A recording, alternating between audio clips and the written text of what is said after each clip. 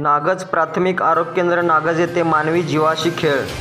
नागज प्राथमिक आरोग्य केंद्रामध्ये चक्क पेशंटच्या जीवाशी खेळले जाते। डॉक्टर, नर्स असे अनेक पदे, लॅब टेक्निशियन असे अनेक पदे भरलेले असून देखील या ठिकाणी शिपायाकडून सर्व कामे केली जातात। पेशंटला इंजेक्शन देणे, सलाईन लावणे, रक्त काढणे अशा अनेक कामांना फक्त शिपाई दिसला जातो।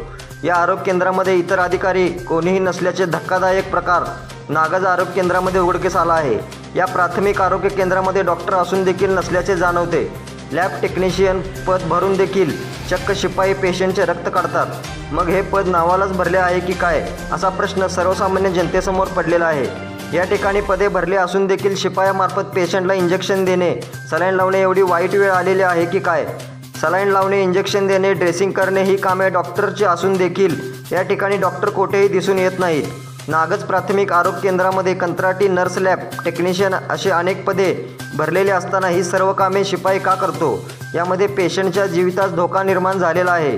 कोणत्याही पेशंटला धोका निर्माण झाल्यास यामध्ये जिल्हा आरोग्य अधिकारी सर्वस्वी जबाबदार असेल, असा प्रश्न सर्वसामान्य करीत आहेत। जिल्हा आरोग्य अधिकारी यामध्ये कारवाई करणार की अशा लोकांना पाठीशी घालणार का निलंबनाची कारवाई करणार, हे मात्र पाहावे लागणार। यामधील अधिकारी व डॉक्टर स्वतःचे हॉस्पिटल चालवत आहेत, मात्र प्राथमिक आरोग्य केंद्र नागज या ठिकाणी मात्र दुर्लक्ष।